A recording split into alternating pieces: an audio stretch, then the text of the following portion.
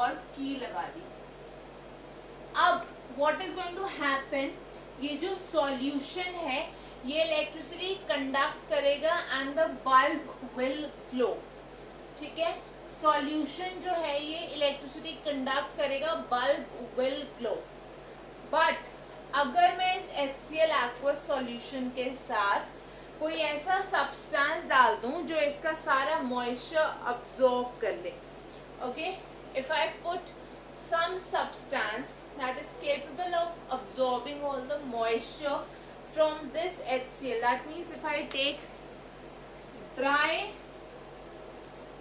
HCl gas, so in that case the bulb does not glow, bulb does not glow, क्योंकि हमें पता है क्या होगा यहाँ पे, no conduction of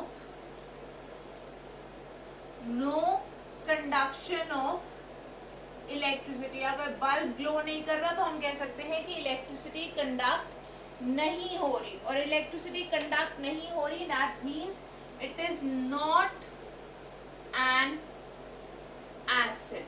ठीक है, तो वो अपना एसिडिक बिहेवियर शो नहीं कर रहा, because you all know that acids क्या करते हैं, they conduct electricity in aqueous state। हमने ये पढ़ा था एसिड्स की प्रॉपर्टीज में कि एसिड्स इलेक्ट्रिसिटी कंडक्ट करते हैं in aqueous state due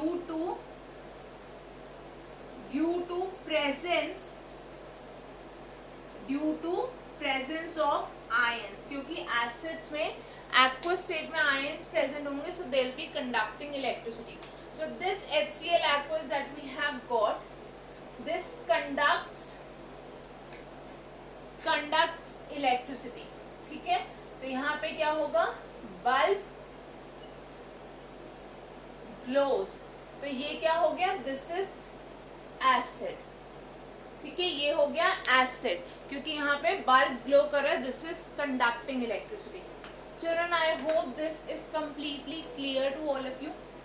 Now, if I repeat the same experiment with alcohol, ठीक है, अगर मैं इसको इथेनॉल के साथ सेम एक्सपेरिमेंट को रिपीट करूं, अगेन बल्ब यहाँ पे नहीं जलेगा, या ग्लूकोज के साथ करूं, ग्लूकोज में भी हाइड्रोजन होगा। ठीक है, glucose is C6H12O6, this is glucose. यहाँ पे देखो 12 हाइड्रोजन एटम्स प्रेजेंट है, बट अगेन यहाँ पे क्या होगा, बल्ब डज नॉट ग्लो, क्योंकि glucose is also not an acid. Glucose भी एसिड नहीं है, तो अगर मैं यहाँ पे ग्लूकोज का सॉल्यूशन ले लूं instead of HCl aqueous solution, again the bulb is not going to glow। चलो, आई होप इतना सबको क्लियर हो गया है। इसी को हम स्टेटमेंट फॉर्म में लिख लेते हैं quickly.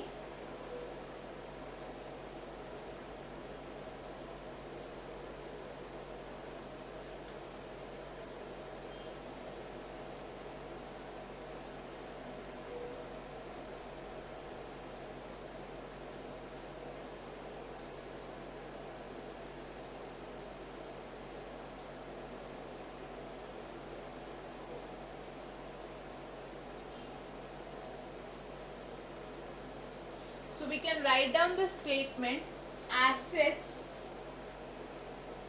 show acidic behavior, acids show acidic behavior in the presence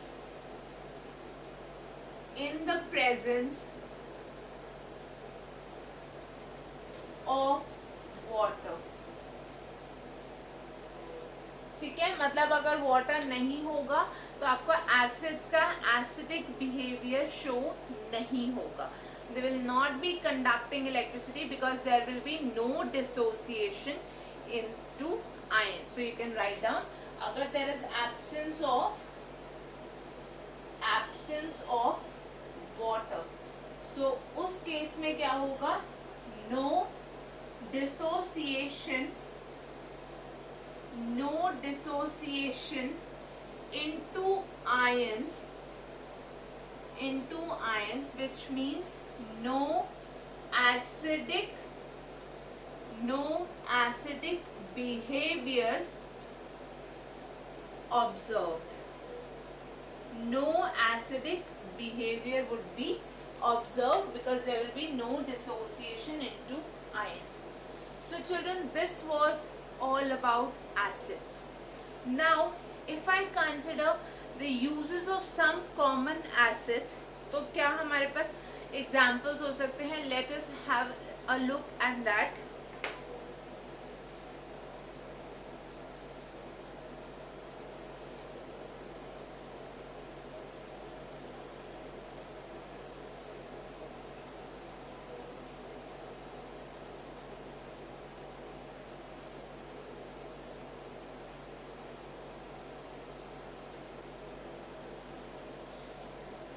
When I am talking of HCl, so it is used for digestion in our stomach. Hydrochloric acid हमारे स्टमक में digestion process में help करता है.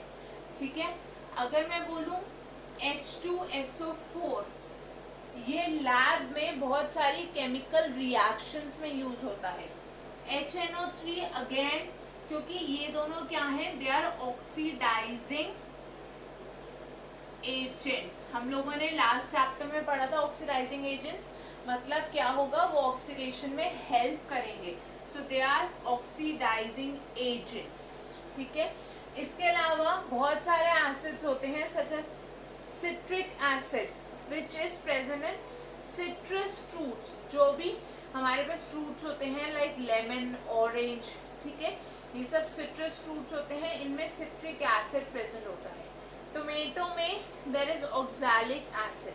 So children, what you are going to do is you are going to find out the uses and sources of some acids. ठीक है, जो commonly available acids हैं उनके uses and sources आप एक बार खुद से find करोगे. Then we shall discuss them in detail. Okay. Now let us move on to the next part of the chapter. Chapter का नाम क्या है? Acids, basis and salts. Acids हमने डिस्कस कर लिया. अब हम बात करते हैं बेसिस के बारे में.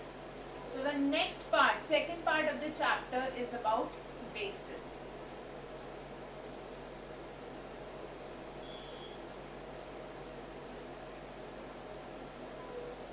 सो next we are starting with bases. Children, हम लोगों ने एसिड्स में जब डेफिनेशन डिस्कस करी थी, we had talked about the concept known as अर्हीनियस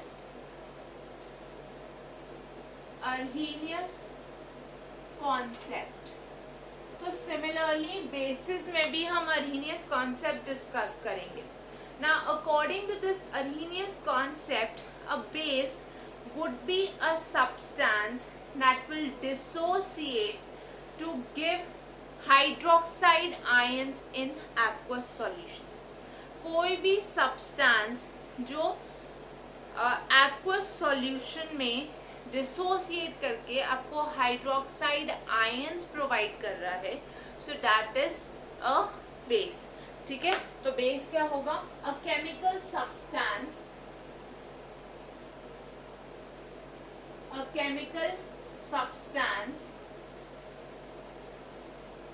that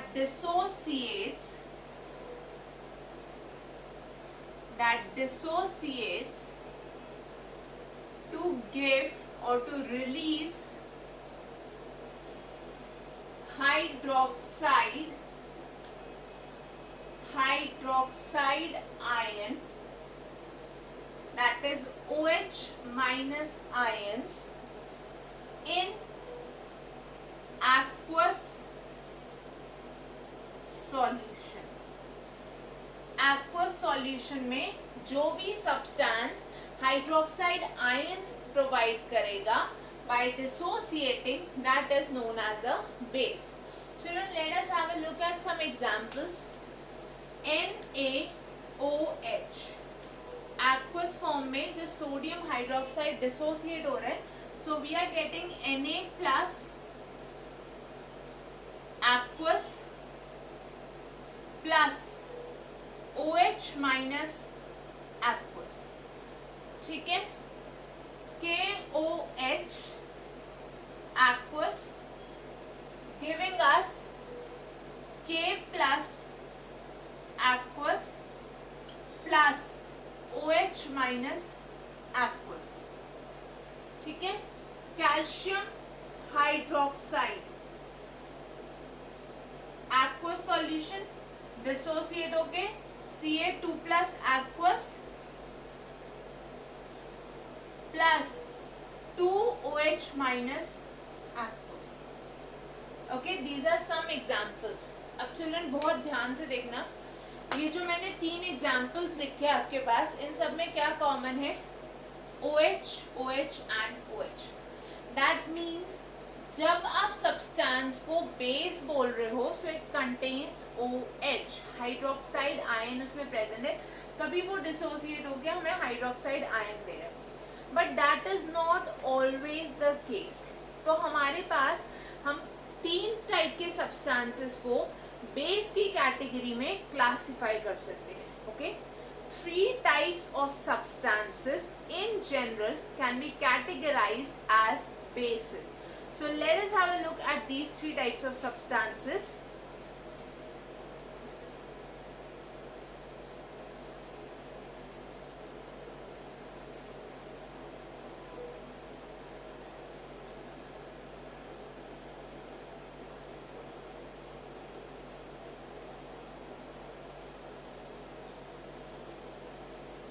children, basis की कैटेगरी में हमारे पास 3 टाइप के सब्सटेंसेस फॉल करेंगे।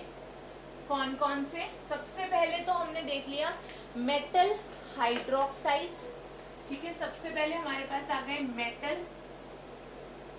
हाइड्रोक्साइड्स, क्योंकि अभी यह हमने देखा that they are giving us OH minus. For example NaOH dissociate होके क्या दे रहे हैं? Na plus plus OH minus, right. KOH dissociate होके दे रहे हैं K plus plus OH minus. Second type के सब्सटेंसेस जो हमारे बेसिस की कैटेगरी में फिट होंगे वो कौन से हैं? Metal oxides, they are metal oxides. क्यों? For example sodium oxide. अब ये क्या करेंगे, जब मैं इनको एक्वस सॉल्यूशन में ऐड करूंगी, मतलब जब मैं इनका एक्वस सॉल्यूशन फॉर्म करूंगी मेटल ऑक्साइड का, तो they will be reacting with water to form the corresponding hydroxide, ठीक है। मेटल ऑक्साइड वाटर के साथ रिएक्ट करके कॉरस्पॉन्डिंग मेटल हाइड्रोक्साइड बनाएंगे, which we know are bases, ठीक है। ये अभी हमने देखा, ये डिसोसिएट होके फिर से हमें OH माइनस देगा, again it is a base, ठीक है। That is why if you remember, जब हम एसिड्स की प्रॉपर्टीज डिस्कस कर रहे थे, हमने देखा था that metal oxides are basic in nature, तभी ये हमें न्यूट्रलाइजेशन रिएक्शन दे रहे थे, क्योंकि जब आपने इस मेटल ऑक्साइड को वाटर में डिसॉल्व किया तो पहले इसने बनाया मेटल हाइड्रोक्साइड, उसके बाद ये मेटल हाइड्रोक्साइड फर्दर डिसोसिएट हो गया to give us the hydroxide ion. That is why metal oxides are also a type of bases. Lastly children, ammonia NH3, ammonia को भी हम बेस बोलेंगे। व्हाट हैपेंस इज, ये जो अमोनिया है NH3 gas form में, जब इसको हमने वाटर में डिसॉल्व किया, ठीक है, NH3 को हमने वाटर में डिसॉल्व किया, it gives us NH4OH aqueous. NH4OH is ammonium hydroxide, ये क्या है? Ammonium hydroxide. अब ये जो अमोनियम हाइड्रोक्साइड हमें यहाँ पर मिला, ये क्या करेगा, this ammonium hydroxide aqueous again will dissociate to form NH4 plus aqueous, मतलब अमोनियम आयन बन गया, ठीक है, प्लस OH माइनस aqueous। तो यहाँ पे क्या हुआ, अमोनिया गैस को हमने वाटर में ऐड किया तो अमोनियम हाइड्रोक्साइड aqueous सॉल्यूशन बन गया। ये अमोनियम हाइड्रोक्साइड फर्दर डिसॉल्व हो गया या डिसोसिएट हो गया to give us ammonium aqueous ion and hydroxide aqueous ion. So children, we see that there are three types of basic substances, or we can say that different substances or three types of substances can be categorized as bases. These are metal hydroxides, metal oxides and ammonia, ठीक है। I hope this much is clear to everyone. Now let us move to what are alkalis. Next हम देखते हैं alkalis क्या होती हैं।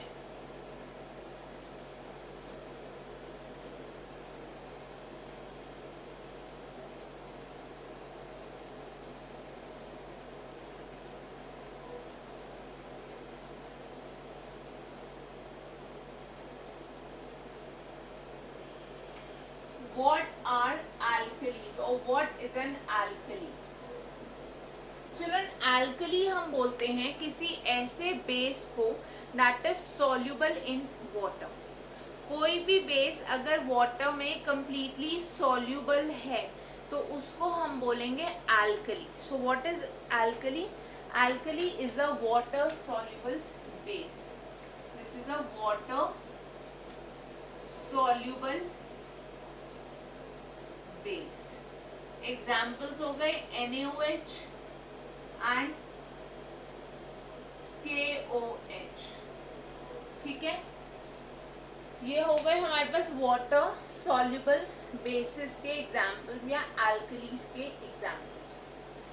अब क्योंकि हमने बोला कि एल्कली आप उसी बेस को बोलोगे that is soluble in water, अब सारे बेसिस तो वाटर में सॉल्युबल नहीं होंगे, that means all bases will not be alkalis, ठीक है, because all bases are not water soluble, so they will not be known as alkalis. But children, alkali is a water soluble base, that means all alkalis will be bases. So हम एक statement यहाँ से state कर सकते हैं, that is all alkalis are bases but all bases are not alkalis। सब alkalis base हैं, ठीक है, as per the definition itself, but सब बेसिस alkalis नहीं है क्योंकि वो सब वाटर में soluble नहीं है। So I can write down a very important statement, all alkalis are bases but all bases are not alkalis, ठीक है।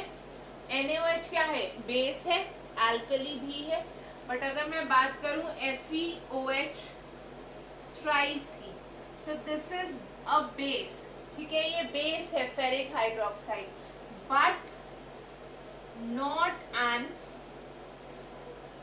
alkali, ये alkali नहीं है क्योंकि दिस इज वाटर इनसॉल्युबल, ये वाटर में सॉल्युबल नहीं है इसलिए ये alkali नहीं है बट ये बेस है।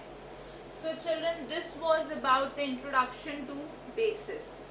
नेक्स्ट क्लास में हम लोग डिस्कस करने वाले हैं the classification of bases and the properties of basis.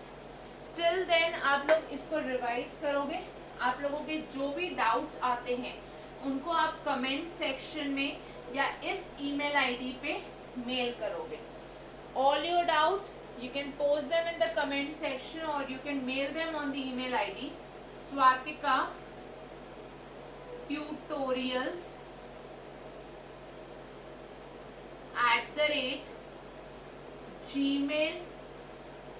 @gmail.com। Also children, if anyone is interested in online chemistry classes for class 9th to 12th, 9th to 12th के अगर किसी को भी ऑनलाइन केमिस्ट्री क्लासेस चाहिए जहाँ पे आपके doubts on the spot discuss होंगे, जहाँ पे बहुत सारे question side by side discuss होंगे, then also you can send me an email on the ID swatikatutorials@gmail.com. So children, that is all for today. I'll see you all in the next class. Thank you everyone. Bye bye. Take care. Have a great day all of you.